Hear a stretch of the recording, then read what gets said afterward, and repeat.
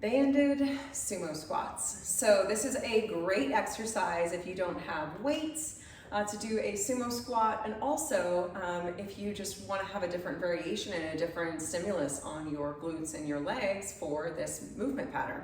So you're definitely going to want one of the heavy resistance bands. This one is pretty darn thick, so I really have a hard time just pulling apart with this particular band, but I would recommend something like this. So we're gonna get into our sumo squat position. So you can also do this for sumo deadlift, so it can be kind of either or. The only thing that you would adjust is you would either shift your hips back for a deadlift, come down into your squat for the sumo squat, but the band essentially will be in the same place.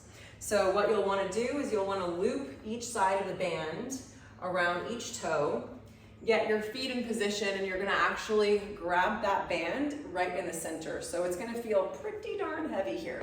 And then I'm going to show you both examples. So if we're going to go for a deadlift, I'm going to keep my shoulders pinched back, toes are pointed out slightly for our sumo deadlift, and I'm just going to slide those hips straight back, and then keeping my knees driving backwards, I'm going to drive those hips all the way up, squeezing and locking at the top. So I'm going to drive back, exhale, coming all the way up. And what I love about this is it keeps your hands close to your body.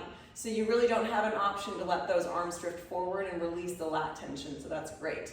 And then if we're going to go into a squat, all you're going to do is make sure that your heels are wide enough, go down into your squat position, keep driving your knees out, press that floor away from you, and really squeezing glutes at the top.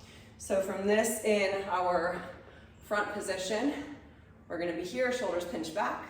So we're getting down into our squat position here, and then all the way up, squeezing at the top. So I'm not locking my legs out or my knees out at the top. It's a common error or something that releases the tension. So you want to continually think about driving your knees back when you're in that squat position. So you're going to be really focusing on driving the knees back behind you, which is activating your glute medius and your glute maximus.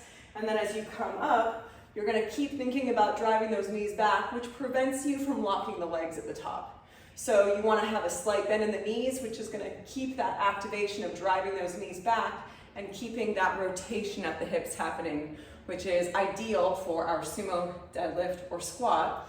And the band makes it a little bit easier to just really focus on that drive.